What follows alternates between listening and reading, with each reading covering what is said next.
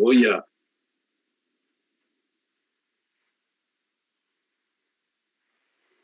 bueno, pues eso es una gran responsabilidad. Bueno, yo lamento que Carlos Slutsky se nos ha desaparecido, a pesar de que contábamos con él y que él estaba muy contento con participar. Ahora, dentro de un momento, yo volveré a llamarlo y a ver si conseguimos engancharlo. Bueno, pues nada, esta es una preciosa, una linda ocasión, porque presentar un libro es pues una pequeña fiesta, ¿no? Siempre. Y en este caso doblemente, porque eso me permite compartir este espacio con mi querido amigo Jorge Colapinto y esperemos que también con Carlos Slutsky.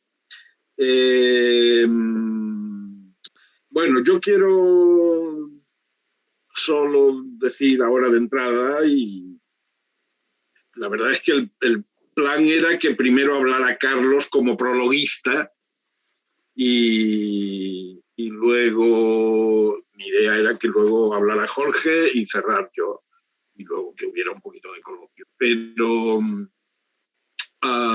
bueno, como no está Carlos, yo solo diré unas palabras introductorias y enseguida le cedo la palabra. Bueno, este libro, que como sabéis se llama Historias para no dormir, el maltrato institucional en la atención al menor, publicado por GEDISA. Yo me he pasado muchos años fantaseándolo, y la idea inicial surgió a partir de la primera frustración que tuve en mi relación con los servicios de atención al menor, que yo reconozco que fue pues consecuencia de mi ingenuidad. Yo, cuando empecé a colaborar con dichos servicios, pensaba ingenuamente que si solicitaban mi colaboración era porque iban a considerar, a valorar, a respetar. Pero me di cuenta de que no, de que la pedían, la solicitaban porque eso formaba parte del dossier, del protocolo, de la ficha, y nada más. Que luego, en realidad, mi opinión era solemnemente ignorada. Esto hirió mi narcisismo y me hizo pensar que algo fallaba en este sistema, ¿no? Porque una de las cosas curiosas, ¿no? Estoy hablando desde luego de Barcelona, no me atrevería a generalizar al universo mundo, pero una de las características disfuncionales es esa, es que se pide la colaboración de expertos, pero luego, digamos, el proceso sigue su propia dinámica y la colaboración de los expertos, entre comillas, es olímpicamente ignorada. Claro, yo pensé, buscando explicaciones, bueno, claro, es que estos chicos, que son jóvenes en general, los profesionales que atienden a estos problemas tan terribles, pensaba, es que, claro, están de alguna manera sustituyendo a Dios, porque de toda la vida era Dios el que daba y quitaba a los niños. Y ahora no, ahora son los profesionales de atención al menor. Claro, sustituir a Dios es una responsabilidad muy seria y una carga importante, con lo cual probablemente explica algunos de los fallos que se producen en el sistema. Pero bueno, Debo decir que yo he tenido también maravillosas experiencias de colaboración con personas y equipos de todo el sistema, de toda la red de atención al menor de Cataluña. Y esas experiencias quedan en mi historia profesional como algunos de los mayores, podríamos decir, éxitos compartidos y de los que más placer he obtenido, ¿no? Y más conciencia de haber hecho un buen trabajo. Así que váyase lo uno por lo otro en lo que a mí se refiere. Pero bueno, el tema estaba planteado y un poco mi compromiso de escribir algo sobre un tema tan candente y tan importante. Entonces hubo un momento en que vi la oportunidad de pedirle a Jorge Colapinto que se uniera al proyecto y fue una gran alegría contar con él, con su aceptación, y así lo corroboran sus dos magníficos capítulos de este libro. Yo reconozco que la parte amarga de mi experiencia de frustración, de trabajo con las instituciones de atención al menor, entre las cuales se cuenta pues alguna denuncia que me han hecho al Colegio de Médicos, por ejemplo, por mala praxis y cosas de este tipo. No me refiero a la dirección general, sino a alguna de las organizaciones colaboradoras. Pues reconozco que puede aparecer un poco de amargura, ¿no?, en el libro. Por eso también estoy contento de que Jorge aporte sus experiencias, que son mucho más, yo creo, interpreto mucho más gratificantes, mucho más positivas, ¿no? Críticas, porque Jorge es crítico, pero con un mensaje de haber conseguido, digamos, trabajar mejor. Claro que él ha colaborado de una forma estable y duradera con estos servicios, mientras que mis colaboraciones han sido siempre esporádicas, ¿no? En fin, el libro está ahí, yo sé que va a ser polémico y será un placer polemizar al respecto, porque de la polémica bien gestionada, pues debe surgir la luz. Así que bueno, me callo ya, voy a ceder la palabra a Jorge y a llamar a Carlos a ver si consigo encontrar. Adelante, Jorge. Ok, gracias. Bueno, lo primero que quiero hacer es agradecerte a ti, Juan Luis, porque este libro podría haber existido sin mí, pero no podría haber existido sin ti. Juan Luis ha estado en esto, como él mismo dijo, durante años, persiguiendo esta pasión de escribir sobre este tema, y yo estoy muy agradecido de que me haya incluido en el proceso.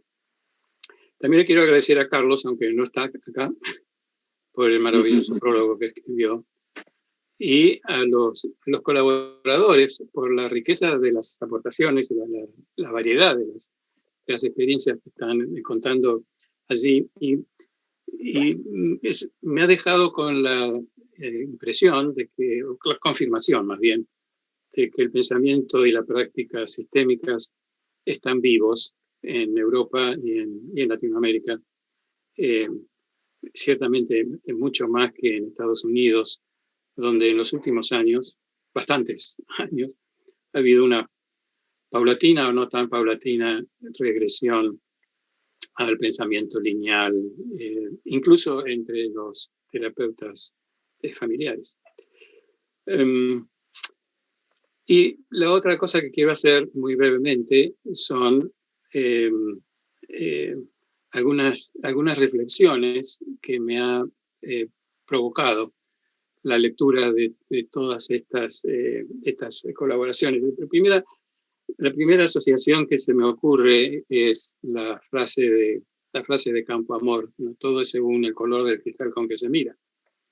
Porque lo que está presente en toda esta rica variedad de aportaciones es cómo la mirada, tanto de los que están contribuyendo, presentando sus posiciones y sus experiencias, como la mirada de los otros participantes en el proceso que están mencionados en estos trabajos, realmente son miradas, distintas miradas, en algunos casos contradictorias, mutuamente contradictorias miradas, que determinan lo que uno ve y lo que uno hace, el cristal con que se mira.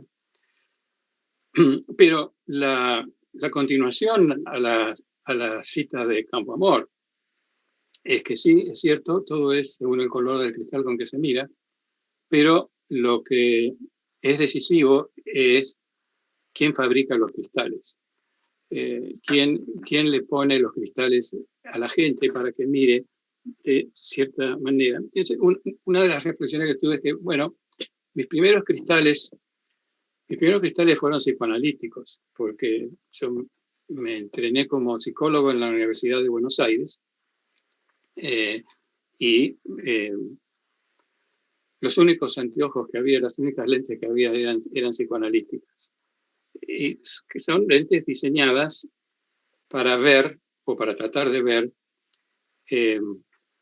motivaciones y significados muy profundos. Recuerdo que las cátedras de psicoanálisis, cuando yo estudié en la Universidad de Buenos Aires, se llamaban psicología profunda. Y eran anteojos, lentes, cristales con los que yo no veía bien. No me resultaban. Y así fue como paulatinamente fui probando otras cosas hasta que llegué a la Charles Guy's Clinic en Filadelfia con Minuchin. Y ahí tuve que adoptar otros cristales, los cristales estructurales, que no están diseñados para ver motivaciones profundas, están diseñados para ver relaciones, y sobre todo para ver lo bueno, lo potencialmente bueno de las relaciones, sobre todo de las relaciones familiares. Y esos cristales, que los empecé a usar hace más de 30 años, los he seguido usando. No los he tenido que cambiar, pero no los he tenido que cambiar porque he tenido la fortuna de seguir trabajando en contextos donde utilizar estos cristales es posible.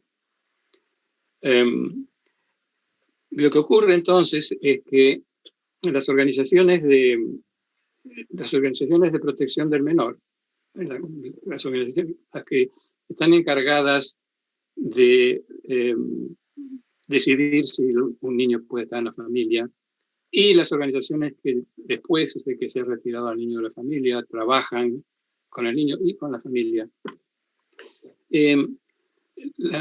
La gente que trabaja en estas situaciones tienen otros cristales. Digamos, las organizaciones, los contextos en los que trabajan, los dotan de unos cristales que son más diseñados para ver déficits, necesidades, para detectar más lo que anda mal en las familias, para detectar más lo malo de las familias. Entonces ocurre que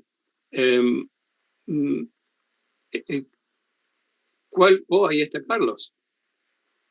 Vamos a esperar a que se nos una. Está conectándose con audio.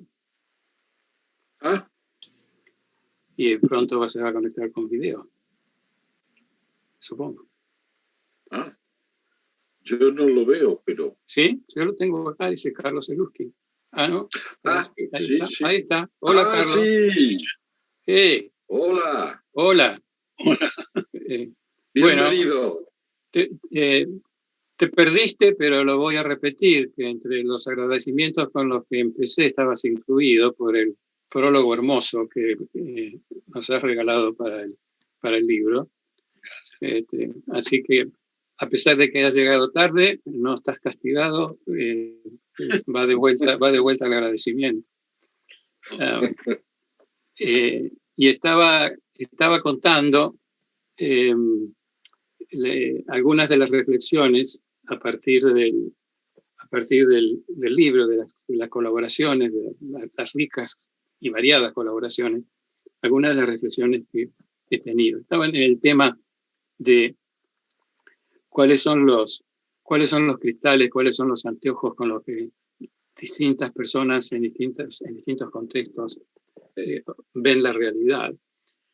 Y una de las situaciones que me ha tocado vivir es que en situaciones en contextos de entrenamiento, en contextos de formación, les damos a la gente que se está formando estos anteojos estructurales, en nuestro caso, que están diseñados para ver relaciones, para ver lo bueno de las relaciones, para detectar recursos muchas veces ocultos en las familias, pero que después, cuando van a trabajar organizaciones que se ocupan de la protección del menor, les recetan otros cristales. Les recetan otros cristales que están más preparados, más diseñados para ver déficits, defectos, necesidades, lo que falta, lo que está mal. Y una de las realidades con las que hemos tenido que vivir es que en estas situaciones los trabajadores no hacen lo que aprendieron en alguna formación, sino que hacen lo que la organización les indica que tienen que hacer. Tienen que seguir los protocolos de la organización que incluyen esos anteojos especiales para ver lo malo, para ver lo deficiente. Y por eso es que en la medida en que he tenido acceso, posibilidad de entrenar a gente que ya está trabajando en estos contextos, la estrategia que he utilizado es enfocar el entrenamiento en los supervisores, más que en los trabajadores de base, porque la realidad, en Estados Unidos al menos, es que los trabajadores de base tienen muy poca duración en estas organizaciones. El promedio son 2 años, en algunos casos máximo son 2 años, porque la mayoría de ellos entran a este tipo de trabajo que está mal pago y que no es muy gratificante, como una manera de acumular horas para entonces poder tener una licencia y empezar una práctica privada. Entonces, la inversión en entrenamiento no solamente va en contra de lo que son los cristales dados por la organización, sino que no es productiva porque hay que seguir entrenando gente. Los supervisores duran más, precisamente porque son supervisores, porque han escalado en la jerarquía de las instituciones. Y entonces, por eso el entrenamiento se enfoca en eso. Pero, más allá del entrenamiento, el otro foco que he tenido para tratar de ayudar a cambiar un poco estas situaciones es enfocarme en los protocolos. La gente tiene que seguir protocolos, tiene que llenar planillas. Al final de cada sesión tienen que indicar qué es lo que ha ocurrido, siguiendo lo que la organización les dice que es importante. Yo recuerdo de la época de Child Guidance que en algún momento yo fui designado representante del centro de entrenamiento en el comité que estaba revisando los formularios que se usaban para registrar la primera entrevista. Pierre George está viéndose. Estos formularios que habían sido diseñados por Minuchin, la primera pregunta que el terapeuta tenía que contestar era sus observaciones acerca de la familia. Y la segunda o la tercera pregunta era la historia del problema. Pero lo que se le pedía que indicara primero es qué observaba en la familia. Eso organizaba cómo el terapeuta organizaba la primera sesión. Eso hacía que el terapeuta enfocara la primera parte de la sesión en observar a la familia. En esta comisión a la que me habían nombrado, el director, que era el director médico de la clínica, propuso un modelo donde lo primero que tenía que figurar en el registro era la historia del problema. Giorgio. Hola, Giorgio. Hola. Hola. Estoy hablando de por qué me he dedicado mucho a tratar de cambiar los protocolos con los que la gente se maneja en las instituciones, más que entrenar trabajadores individuales en una forma sistémica de trabajar. Y me remonté a una experiencia que tuve en la clínica de Filadelfia, cuando el director médico decidió que había que cambiar los protocolos, había que cambiar los registros de la primera sesión, de manera que la primera pregunta fuera, la primera pregunta a contestar era cuál es la historia del problema. Y yo objeté a esto porque hasta entonces habíamos estado usando, siguiendo el modelo de Minuchin, un registro en el que la primera pregunta que tenía que contestar el terapeuta es cómo funciona, cuáles son sus observaciones sobre la familia.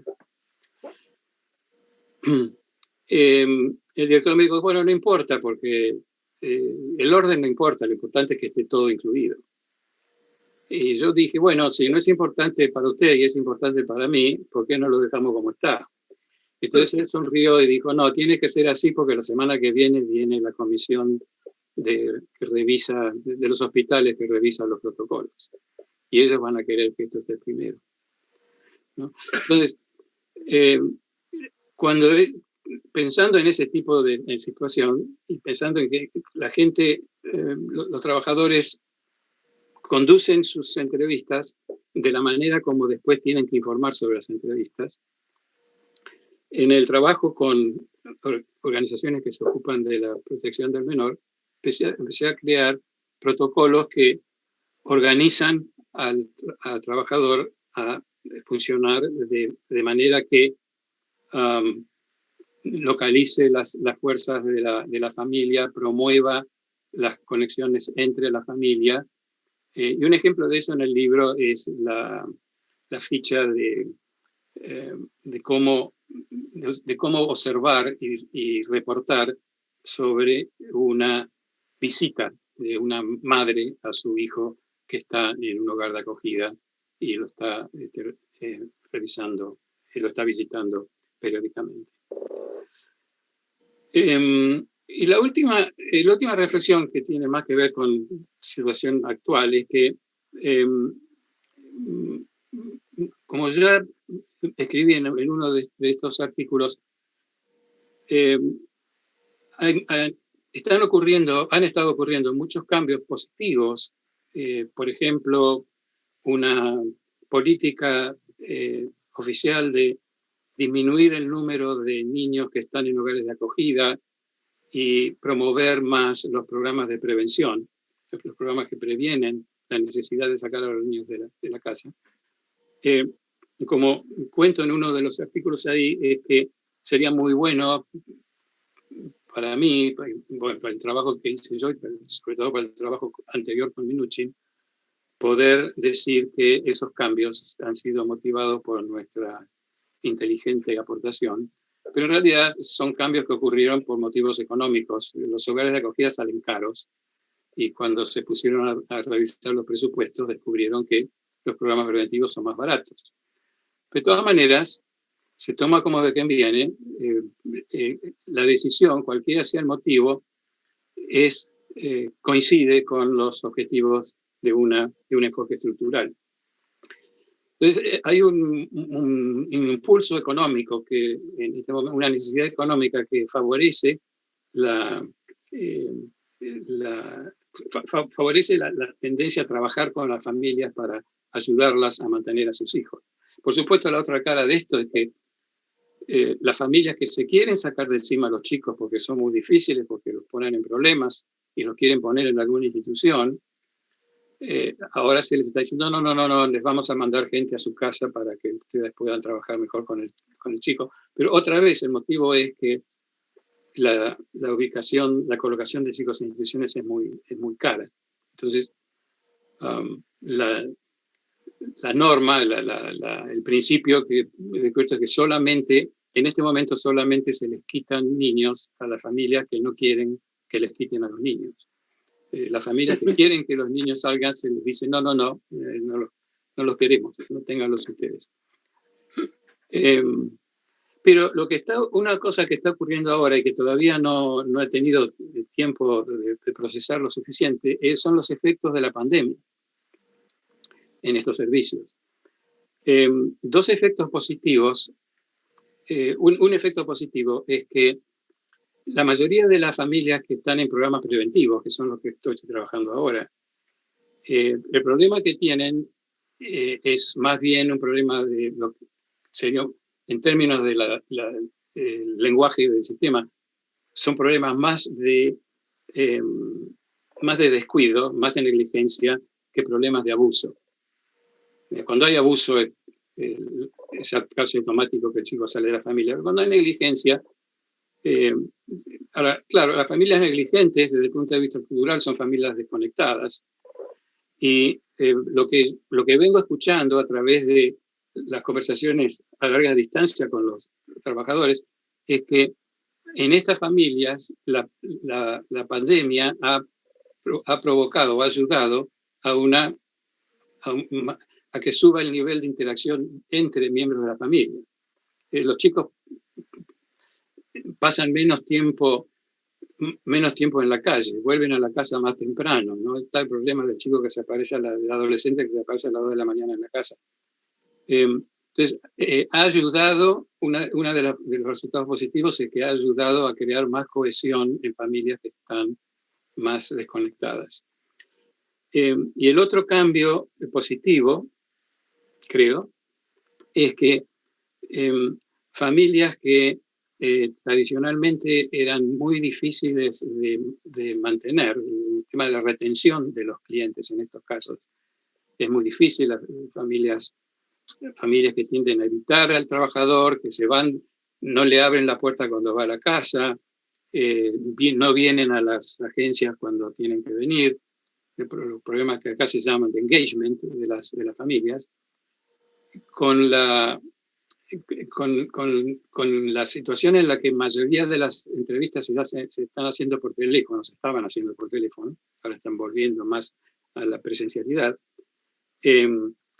ha habido más constancia, más regularidad en la participación, y mi hipótesis es que lo que esto ha hecho es que les ha dado a las familias más control sobre la relación.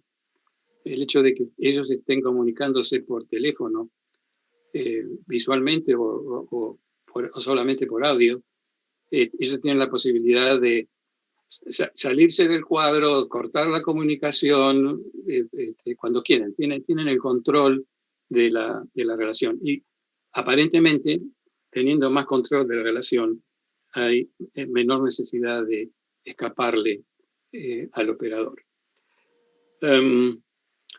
Esto es lo que tengo para decir en términos de las reflexiones que me ha creado la lectura de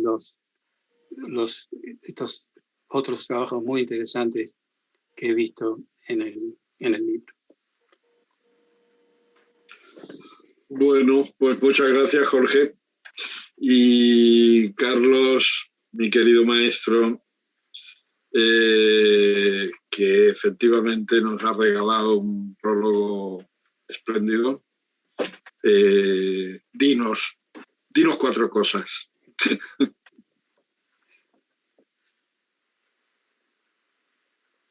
Sonido. Sí, ya va. Sonido, no estoy con sonido, ¿eh? Ahora sí. Sí. Bueno. Interesante porque el tema... Poco volumen hay.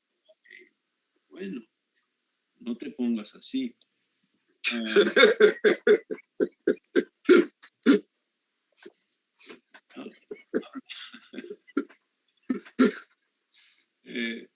Hablo más cerca. ¿Se escucha bien ahora?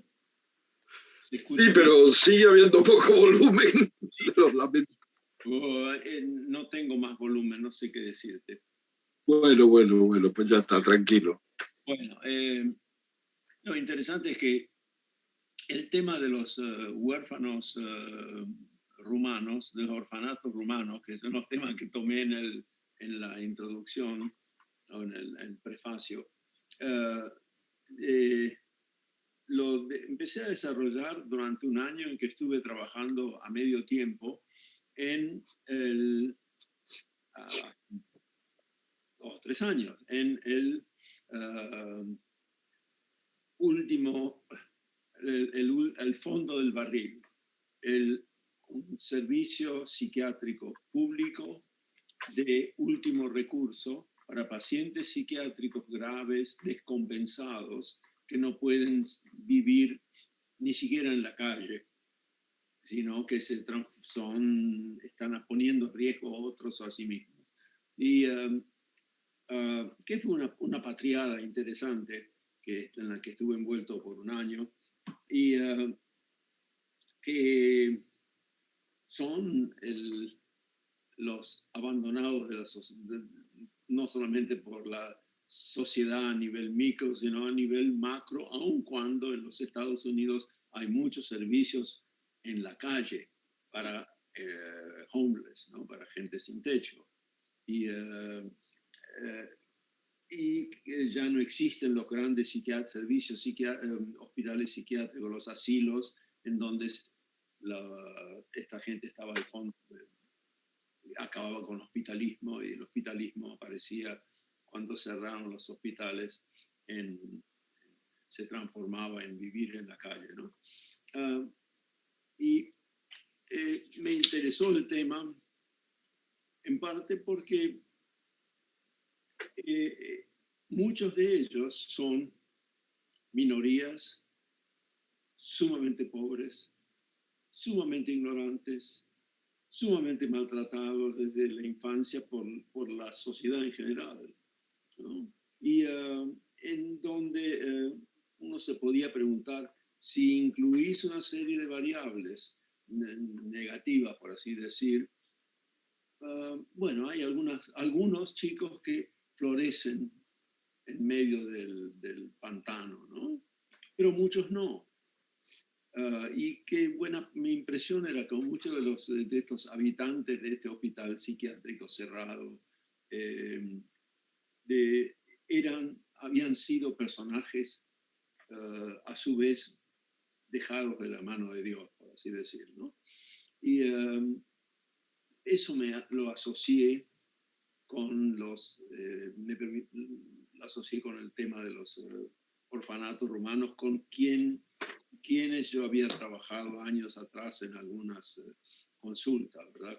Cuando se descubrió la realidad de estos de miles de chicos que habían sido abandonados dentro de esas instituciones espantosas de los orfanatos durante el periodo de Ceausescu en Rumania. Lo interesante, por supuesto, es la otra cara de la moneda. Hay chicos, niños, que viven en un contexto sumamente empobrecido y que se las arreglan. De todas maneras, parecen andar bien, ¿no? Se florecen a su manera, con limitaciones o lo que fuera. Y estuve trabajando, de hecho, contaminado un poco por esta pregunta que me hacía, con una paciente que es, ayer la vi, una paciente extremadamente exitosa a nivel del subsecretario de salud, un equivalente a eso, ¿no? Como que fue un departamento de psiquiatría más prestigioso, de psiquiatría, no, de medicina más prestigioso en los Estados Unidos. Ese tipo de personaje que cuenta su niñez en una familia donde era maltratada, abandonada, denigrada constantemente, de una manera muy estable, y explorando de dónde había aparecido la fuente de nutrición emocional, ¿no? Y bueno, excavando sin tener que excavar mucho, una especie de niñera madrina que podía ser una especie de niñera, que por varios años fue su fuente de apoyo, su modelo de querer y ser querido, su nutrimiento emocional, y que ocurrió por varios años hasta que aparentemente la madre descubrió, cuando la chica tenía 12 años, que se puso celosa de esta señora y la echó, simplemente la hizo desaparecer. Pero ya le dejó una especie de modelo que le permitió a esta paciente organizar una identidad y un mundo relacional razonablemente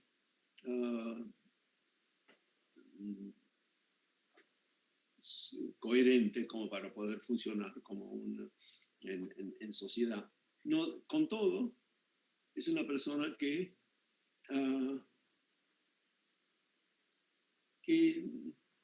rara vez se siente exitosa, con éxito, así, una vida de éxito, ¿no? No, ella no solamente no se siente exitosa, sino que, salvo pequeños ejemplos, está más bien deprivada internamente de elogios, de soporte. Entonces, la sombra o el espectro del rol familiar que tuvo, y no les voy a contar quiénes son las hermanas y cómo se armó todo ese rompecabezas, ¿no? Entonces, el tema que pensé que sería interesante y del que no conozco mucha literatura es los chicos que andan bien en contextos abominables, ¿no? Muchos de los chicos y de las pasan a ser atendidos por los servicios públicos sociales son chicos que o bien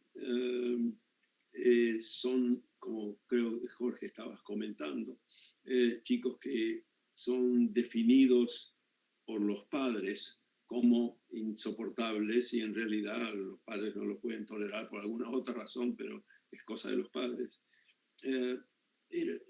Y no sé, ese es un tema tal vez que sería un tema para historias para dormir bien, ¿no? Que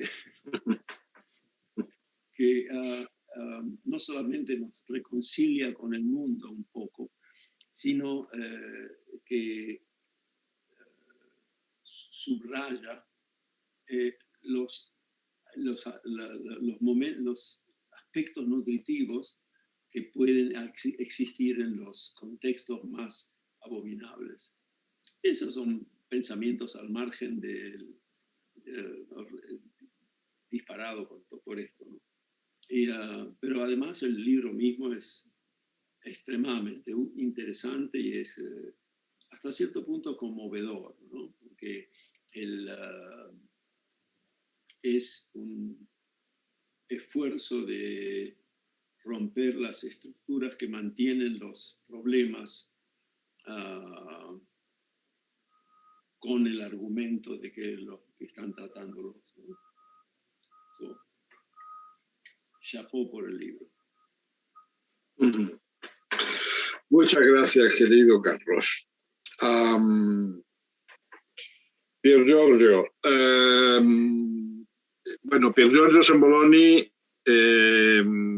coautor también del libro, está invitado a esta presentación en representación del conjunto de coautores, un poco porque su aportación se realiza desde un modelo distinto del español, distinto del que hemos, digamos, del que ha inspirado la mayor parte del libro, que es el italiano y que es un modelo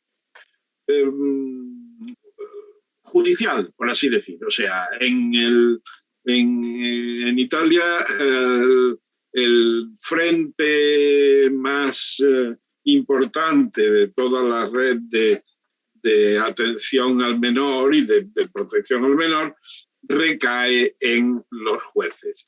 Y mientras que en España es la administración civil, por así decir, la responsable en primera instancia. Luego, obviamente, los casos pueden llegar a los juzgados, pero solo si hay denuncias explícitas, etc. Como ocurre tan a menudo, se idealiza lo que no se tiene, con lo cual en España los que somos críticos con la situación actual de la atención al menor, los que somos muy críticos, añoramos el modelo italiano de alguna manera. Y pensamos que los jueces son personas más... Bueno, no quiero usar términos que puedan herir sensibilidades, pero que el modelo judicial, digamos que tendría ventajas sobre el de la administración civil que nosotros tenemos. Sin embargo, como era previsible, la aportación del capítulo de Pier Giorgio nos muestra que también en ese modelo se producen en fin, problemas y disfuncionalidades. Así que bueno, como era imposible para una presentación que inevitablemente tiene que ser breve, invitar a todos los coautores, pues hemos pensado que Pier Giorgio sí que podía participar un poquito en su representación. Así que, Pier Giorgio, te escuchamos. Bueno, para mí es un placer estar con ustedes y esto es lo que me me da más felicidad. En cuanto al tema que tú has ya planteado, lo que puedo decir es que lo que he escrito, lo he escrito un poco como, esta vez, más que como terapeuta sistémico, como una persona que ha tenido un cargo de director de un servicio y entonces que teniendo una idea sistémica y teniendo este papel de director de un servicio, ha tenido que confrontar diferentes aspectos, diferentes poderes y diferentes maneras de manejar el asunto. Por esto yo el título que le he dado es esto, las relaciones peligrosas, ¿no? Porque el tema siempre es que estas diferentes instituciones que son, como tú has dicho, los juzgados de menores, pero al mismo tiempo los servicios también, servicios para menores y servicios para pacientes con problemas que pueden ser psiquiátricos, en el caso que yo he presentado particularmente como director de un servicio de toxicomanía, toxicómanes, tienen muchas barreras y estas barreras son barreras de diferentes niveles, barreras institucionales, barreras de contacto y barreras también culturales. Entonces, el ejemplo que yo he puesto, que es un ejemplo clínico, el principal que yo he puesto, y que he vivido como, por un lado, como director que tenía que tomar decisiones, y por el otro, como terapeuta sistémico que tenía una cultura diferente de muchos de los actores, de los intervenientes en este asunto, he querido, por un lado, mostrar lo que puede ser iatrógeno por parte de los que trabajan en los servicios, sean servicios sociales y en este lugar los asistentes sociales principalmente, sean servicios judiciales con los jueces. Y entonces, ¿cómo sería necesario un trabajo que por un lado permita, dando más recursos, una formación mejor y fundamentalmente que tenga en cuenta lo que puedo decir, me parece que la metáfora es la de el sistema determinado por el problema, quiere decir todos los intervenientes, y esto necesita recursos para que la gente sea formada, pero por el otro también aspectos de relación y de contactos que, para resumirlo muy en breve, en mi experiencia, en mi carrera, yo he terminado en individuarlo en un case manager sistémico, que para mí sería una figura muy importante y no estrictamente determinada por la profesión, quiere decir, yo no pienso que pueda ser, que tenga que ser el médico, el psicólogo, el psiquiatra, el enfermero, el asistente social, pero donde hemos podido experimentar algo así, y yo he podido tener una experiencia de este tipo, hasta que he directo mi servicio, el crear una figura de un case manager sistémico que pueda tener una relación y un contacto y una visual y transmitirla en estos diferentes momentos, creo que puede ser un aspecto interesante. En el caso que yo he presentado, esto no existía. Y entonces se ve como todo lo que se hace y que aparentemente está hecho para salvar el niño de la madre toxicómane puede llegar a un resultado contrario, quiere decir estimular una reacción de tipo patógeno y perder también recursos importantes que los diferentes servicios están poniendo en juego.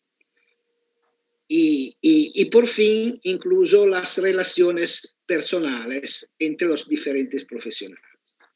Yo me paro aquí porque bueno, no hay mucho tiempo y me parece que... Bueno, muy bien, pues gracias, Pier Giorgio. Yo nada, quería hacer un par de comentarios respecto a lo que Carlos, estás haciendo gestos, pero ¿tú sigues o te vas? Me tengo que ir, lamentablemente. Bueno, pues fue hermoso mientras duró. Un abrazo para todos. Chao, Carlos. Gusto verte. Chao, querido. Chao, querido, y muchas gracias.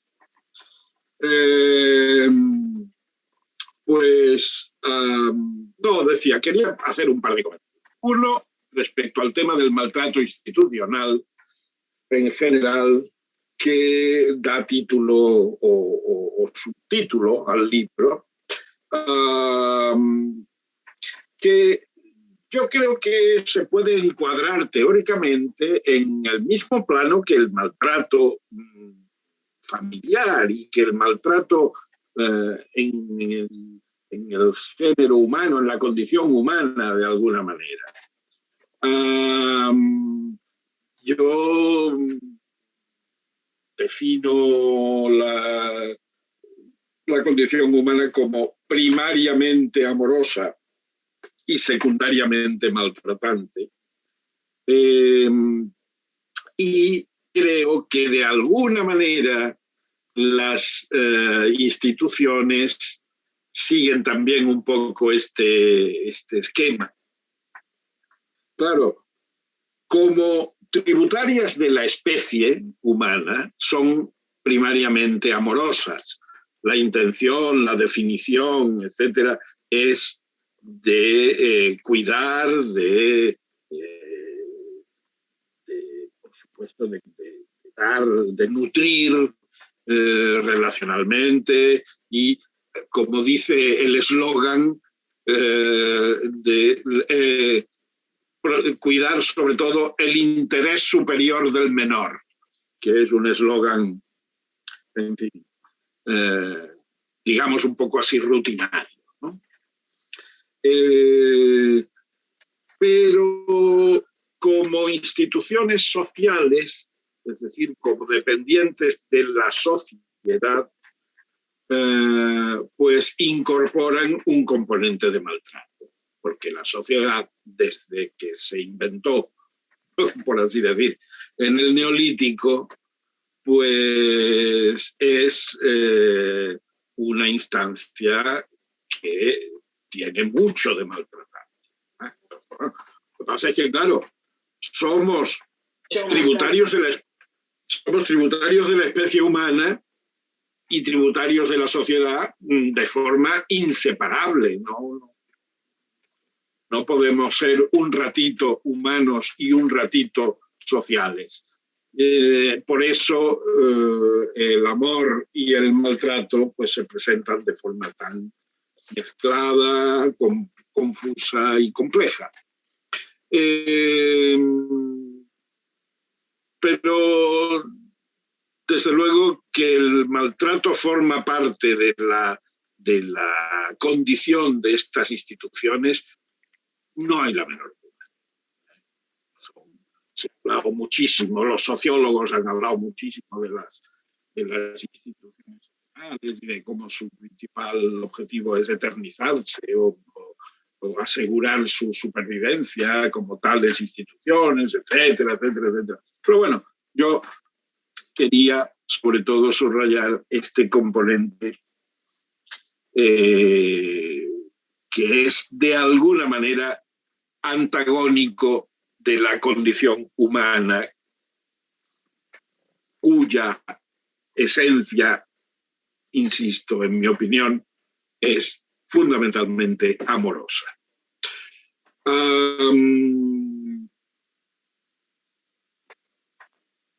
Eso forma parte del marco teórico del libro, evidentemente desarrollado con más detalle. Y luego hay una parte que también es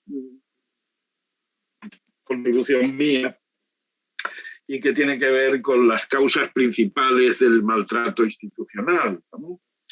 Yo distingo la inadecuación de las políticas, la inadecuación de los recursos y la inadecuación de los profesionales.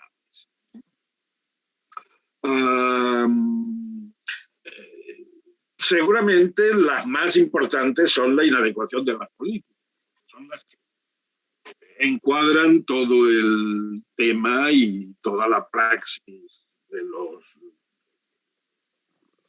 distintos servicios y de los distintos integrantes de las redes de atención al menor. Pero hay toda una serie de puntos que yo no voy a detallar porque por supuesto, no tenemos. Bueno, empezando por la obligatoriedad de la denuncia ante la menor, digamos, ante la menor duda o la menor señal de posible maltrato, que creo que es muy discutible, que es un tema que nos viene, por supuesto, de Estados Unidos, y que algunos países europeos, la mayoría de los países europeos, han adoptado, pero no todos, porque los hay que siguen manteniendo la opción de denunciar al criterio del profesional que afronta la situación, ¿verdad? O sería partidario de esta opción, aunque desgraciadamente en España está vigente el tema de la obligatoriedad de la denuncia. Yo digo un pequeño sofisma, digo, esto es como si a un médico digestólogo, por ejemplo, se le presenta un dolor abdominal y la respuesta es laparotomía, abrir el abdomen para intervenir quirúrgicamente. O dicho de otra forma menos poética, arriesgarse a matar moscas a cañonazos. Creo que se tendría que modificar. Y bueno, luego hay otros aspectos, todo por el niño, pero ese todo por el niño y el interés superior del menor, desgraciadamente se convierte muchas veces en confrontación y casi diré persecución de la familia. Otro tema que a mí me indigna es la imposibilidad de brindar la ayuda que se solicita. Antes, Jorge, con mucha gracia, aludía a este tema, ¿no? Las familias que no quieren que les retiren los niños, a esas se los retiran. Familias que acuden ingenuamente pidiendo ayuda porque no pueden con los niños. Y entonces parece que los estén esperando para decir, ah, sí, con que no pueden, pues aténganse a las consecuencias. Bueno, esto es terrible y es un tema de política institucional. Luego, priorizar las grandes intervenciones. Yo eso seguramente en otros países será diferente, pero desde luego aquí es bastante habitual, ¿verdad? Que se interviene con armas y bagajes y en casos que con una intervención mucho menor sería suficiente para castigar. Pero parece que no haya esa agilidad para discriminar. En fin. Bueno, En cuanto a la inadecuación de los recursos, tampoco voy a hablar mucho, solo que un pequeño matiz, que es que la carencia de recursos, esa es obvia, claro. Esa está muy, no hay recursos, y en los países menos desarrollados, pues es la norma, y bueno, pues ¿qué le vamos a hacer? ¿Verdad? Pero y el problema cuando hay demasiados recursos, porque eso aquí lo hemos padecido y lo padecemos con algunas organizaciones colaboradoras de la administración, que son prácticamente organizaciones mafiosas y que tienen una cantidad de dinero increíble y que hacen cosas como llevarse a los niños a un crucero por el mar Egeo. Claro, hacer eso con niños de familias pobres que con multa han conseguido comer cada día es totalmente desestabilizador y es una de las políticas que terminan, digamos, minando a la familia. Y bueno, y de la inadecuación de los profesionales, pues tampoco quiero desarrollarme mucho.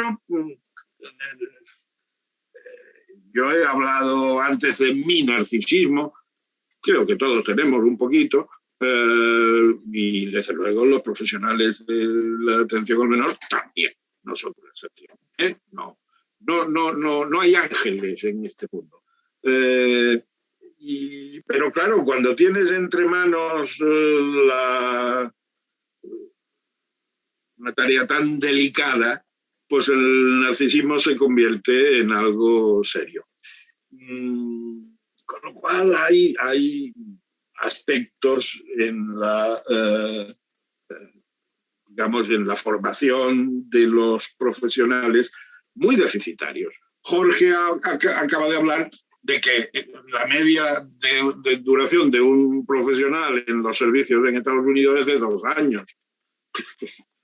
Aquí yo no tengo estadísticas, pero me consta, claro que aquí hay un problema de desempleo mucho mayor que en Estados Unidos y por tanto seguramente se aferran más a sus puestos de trabajo los profesionales, pero también hay una rotación importante porque, claro, son tareas poco gratificantes y también, pues, no muy bien remuneradas. Bueno,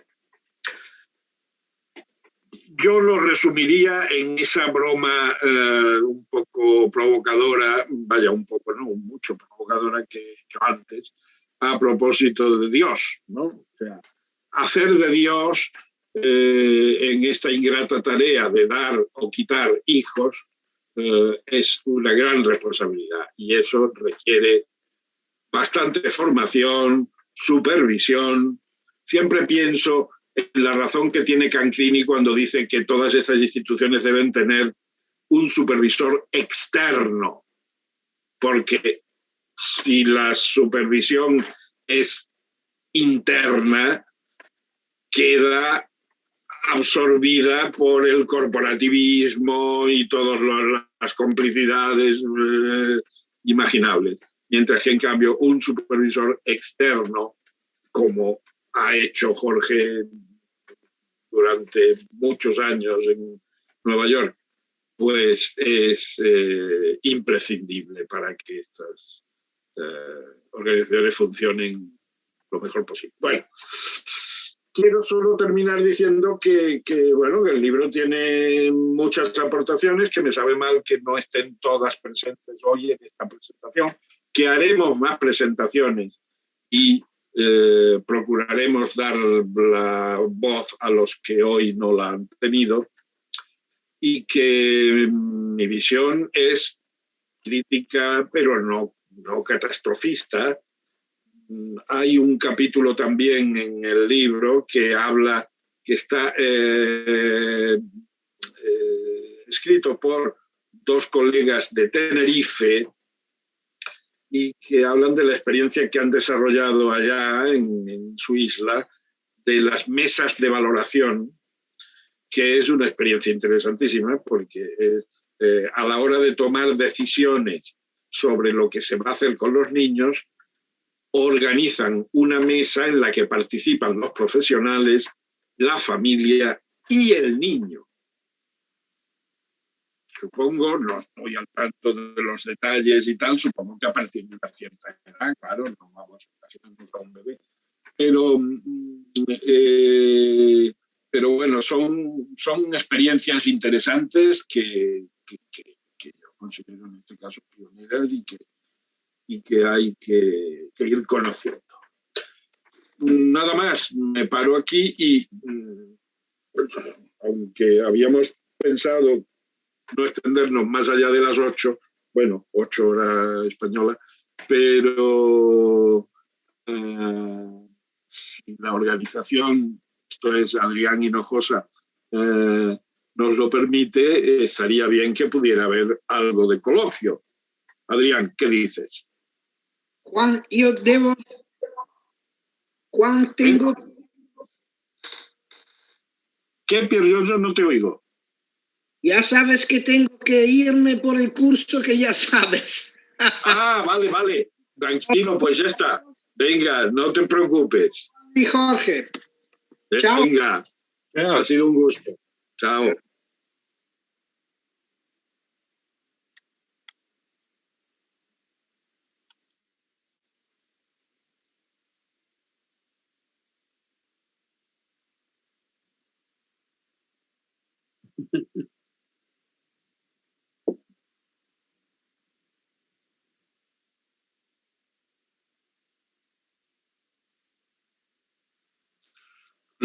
Que lo anuncie.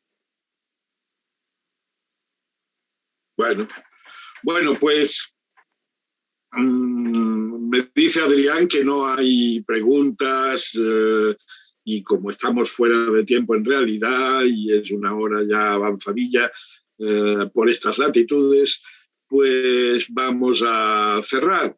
No sin antes anunciar, bueno, por una parte, la muerte de Susana Vega, nuestra querida colaboradora que durante tantos años dirigió el programa vivencial de la escuela de San Pau, que acaba de dejarnos y a la cual le vamos a hacer un homenaje el día 9 de mayo de 11 a 1 de la mañana, hora española.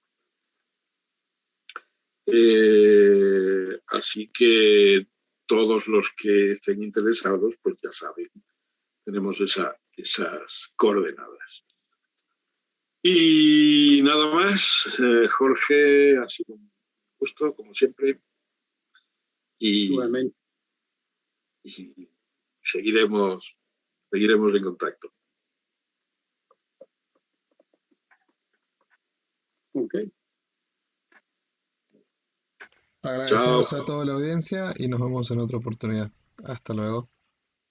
Hasta luego.